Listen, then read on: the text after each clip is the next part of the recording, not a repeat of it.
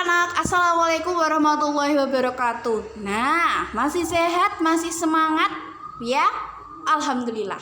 Nah, hari ini sebelum pembelajaran dimulai, Bu Stevi akan mengajak kalian bernyanyi. Kalian masih ingat nada naik-naik ke puncak gunung? Kita akan menyanyikan lagu itu, tapi nadanya diganti. Tapi liriknya diganti sama yang sudah Bu Stevi sediakan di situ, ya. Ada mata CVI Brufilamika. Apa ya itu? Itu adalah singkatan 10 negara Asia Tenggara. Jadi nanti kalian kalau mengingat singkatan ini sambil menyanyi-nyanyi, insya Allah akan semakin semangat belajarnya, ya. Oke, yuk kita nyanyi sama-sama. Bu Stevi hitung ya. 1, 2, 3. Mata CVI Brufilamika, negara Asia Tenggara. Mata CVI Brufilamika, negara Asia Tenggara. Mari kita belajar bersama kondisi geografinya. Mari kita belajar bersama kondisi sosialnya. Oke, terima kasih kalau yang sudah ikut nyanyi. Kita lanjutkan ya. Oke. Nah, di sini kita akan belajar tentang tokoh-tokoh yang memprakarsai berdirinya ASEAN. Jadi 5 tokoh ini adalah tokoh yang memprakarsai berdirinya ASEAN. Jadi yang menandatangani deklarasi Bangkok, ya. Ada siapa saja? Ada Adam Malik dari Indonesia, ada Tun Abdul Razak dari Malaysia, ada S. Rajaratnam dari Singapura, Tanat Koman dari Thailand, dan Narcisco Ramos dari Filipina. Ya, ini ya. Jadi nanti kita akan belajar tentang kondisi geografis dan sosial budaya negara Asia Tenggara. Kemarin Bu Stevi sudah suruh untuk mempelajarinya terlebih dahulu. Nah, hari ini kalau kalian sudah mempelajari akan lebih mudah lagi, ya. Jadi di negara-negara Asia Tenggara itu umumnya memiliki kondisi geografis yang sama. Kondisi geografis itu bagaimana? Geografis itu ya berarti penampakan alamnya, kemudian meliputi kondisi iklimnya, itu bagaimana, ya. Kalau sosial budaya meliputi apa saja? Yang meliputi tarian-tariannya, kemudian lagunya, ada apa lagi misalnya? Ayo, ada yang masih ingat? Apalagi? Ya, betul, bisa bahasa, agama, suku, etnis, dan lain sebagainya, ya. Jadi walaupun ada kesamaan kondisi geografis di kedua negara, itu tidak menjamin sosial budayanya juga sama.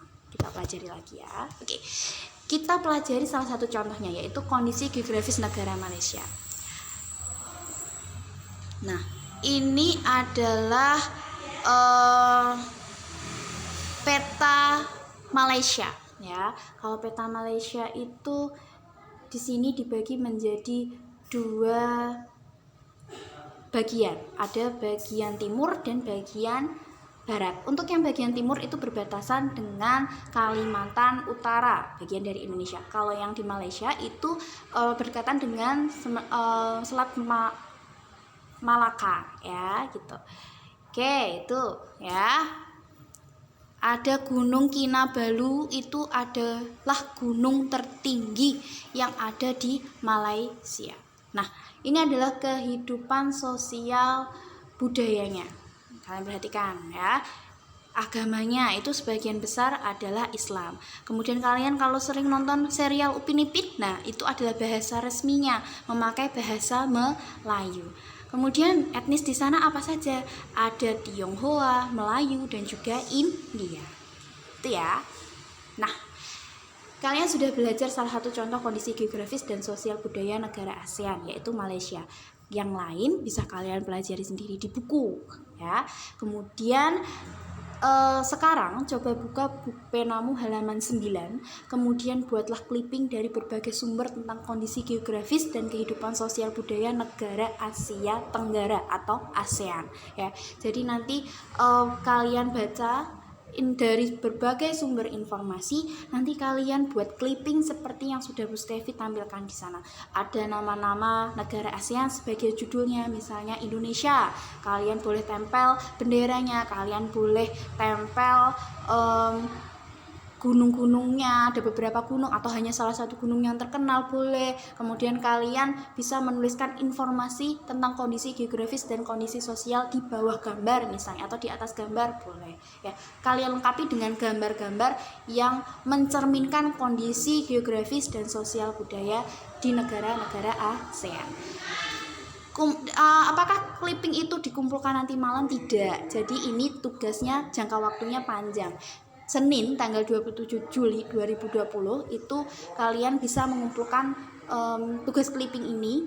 Jadi kalian video nanti per lembar boleh videonya, atau kalian buat clippingnya itu di selembar kertas yang besar, kertas manila misalnya. Kemudian kalian videokan satu persatu kondisi geografis yang sudah kalian kumpulkan, kondisi geografis dan sosial budayanya. Nanti kalian video dan dikirimkan ke Bu Stefi. Ya, kerjakan dengan rapi. Bu Stefi tunggu ya. Oke. Lanjut ya. Nah, kemudian kita lanjut ke penerapan sila pertama dan kedua Pancasila dalam kehidupan sehari-hari. Jadi kalau sila pertama Pancasila itu mengandung makna bahwa bangsa Indonesia itu bertakwa kepada Tuhan yang Maha Esa. Nilai-nilai yang terkandung apa saja bisa kalian baca di situ. Yang pertama misalnya, bertakwa kepada Tuhan yang Maha Esa, mensyukuri segala yang ada di dalam alam semesta, kemudian mengakui kebebasan pemeluk agama, serta menghormati dan saling menjaga kerukunan antar pemeluk agama. Jadi inti dari sila pertama Pancasila untuk pengamalannya itu apa? Ya adalah bertakwa atau hubungannya dengan Tuhan yang Maha Esa. Gitu. Ya. Selanjutnya adalah bagaimana sih pengamalan sila kedua Pancasila? Maknanya apa? Jadi sila kedua Pancasila itu mengandung makna adanya pengakuan terhadap persamaan derajat antar sesama manusia, dan bahwa setiap warga negara memiliki hak dan kewajiban. Ya, nilai-nilainya bisa dibaca di situ. Ya, ada mengakui persamaan derajat antar sesama manusia. Tapi kalau ada kata-kata menyeimbangkan derajat antar sesama manusia, itu bukan sila kedua lagi, tapi nanti kita akan pelajari di sila kelima Pancasila. Nah, sudah untuk PKN-nya, sekarang kita masuk ke pembelajaran IPA. Kalau kemarin Bu Stefi tadi sudah bilang sudah belajar tentang generatif, didahului sama penyerbukan, ya, dibantu sama bunga atau biji. Nah, hari ini kita akan belajar tentang perkembangbiakan vegetatif, di mana kalau perkembangbiakan vegetatif itu terjadi tanpa adanya peleburan antara sel kelamin jantan dan sel kelamin betina. Tujuannya adalah untuk menghasilkan tumbuhan baru atau tumbuhan dengan sifat yang baru. Perkembangbiakan vegetatif dapat terjadi secara alami atau buatan. Kita perhatikan contohnya itu ada di link YouTube yang sudah Bu Stefi cantumkan di situ. Ya, oke. Nah, perkembangbiakan vegetatif alami itu terjadi dengan cara apa saja? Tunas, umbi lapis, kemudian batang, umbi akar, geragi, akar tinggal atau rizom, dan spora. Kalian perhatikan geragi nomor 5, itu nama lainnya adalah stolon. Jadi nanti kalau misalnya kalian dengar kata-kata stolon itu artinya sama dengan geragi. Nah, kalau misalnya di situ ada gambar jahe. Jahe itu berkembang dengan akar tinggal atau rizom. Jadi akarnya itu akan menumbuhkan tunas baru seperti itu. Nah, vegetatif alami itu juga bisa dengan cara membelah diri yang dilakukan oleh siapa? Misalnya adalah ganggang hijau. Kemudian spora itu berarti biji kecil-kecil, bukan biji ya, tapi seperti biji, bentuknya kecil-kecil, dan dia itu berfungsi sebagai alat perkembangbiakan vegetatif. Contohnya apa? Contohnya terjadi pada apa saja? Jamur, paku, kemudian lumut. Nah, itu berkembangbiak dengan spora. Kemudian di sini ada paku tanduk rusa yang gambar sebelah kiri, dan semanggi yang biasanya dibuat pecel. Pernah makan pecel semanggi? Nah, itu ada di sebelah kanan ya, yang warnanya hijau kecil-kecil tuh ya. Oke, ada tumbuhan suplir yang baru muncul itu gambarnya ya. Suplir itu biasanya tumbuh di tembok-tembok atau yang bagian lembab ya, batu-batu yang lembab itu biasanya tanaman-tanaman ini suka tinggal di situ, tumbuh di situ ya.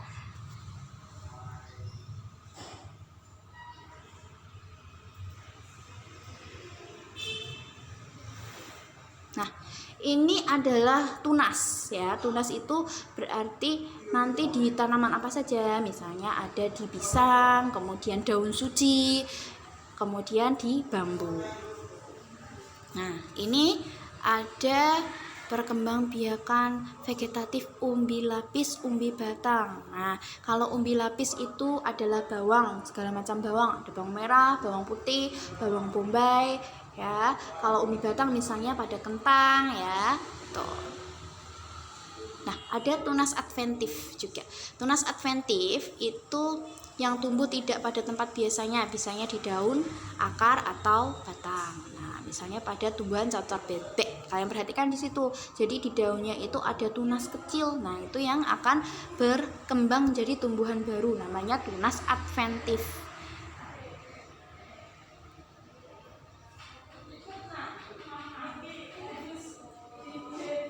Nah, ini juga tunas adventif Wijaya Kusuma ya.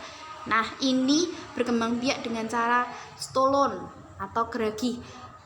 Ada pegagan, tumbuhan pegagan, dan juga ini rumput teki. Nah, itu ya. Pakai stolon atau geragi. Beda sama rhizome. Kalau misalnya rhizome, akar tinggal itu akar yang menjalar di bawah permukaan tanah dan dia menumbuhkan tunas baru. Tapi kalau misalnya stolon atau geragi itu adalah batangnya yang menjalar di permukaan tanah. Jadi kalau misalnya kalian lari-lari di lapangan misalnya, kalian tiba-tiba terjerembab jatuh karena kena rumput. Nah, rumputnya itu karena dia itu batangnya menjalar di permukaan tanah dan akan menumbuhkan tunas baru, tumbuhan baru. Nah, perkembangbiakan vegetatif buatan sekarang. Jadi tidak hanya yang alami. Kalau yang alami tadi berkembang biak dengan sendirinya tanpa peleburan sel kelamin jantan dan betina. Tapi kalau buatan itu dia dibantu oleh manusia. Bisa. Contohnya adalah cangkok, setek batang, setek daun, merunduk, tempel atau okulasi dan menyambung. Oke. Pembelajaran hari ini selesai. Tugas hari ini yang dikumpulkan hari ini adalah kerjakan LKS halaman 9, nomor 7, 8, 9, dan 10. Kemudian Bu Pena halaman 14. Bu Stevi tunggu seperti biasanya, kirim via WA. Wassalamualaikum warahmatullahi wabarakatuh. Oh iya lupa, boleh kirim melalui Google Classroom juga. Suka-suka ya. Assalamualaikum warahmatullahi wabarakatuh. Tetap semangat anak-anak.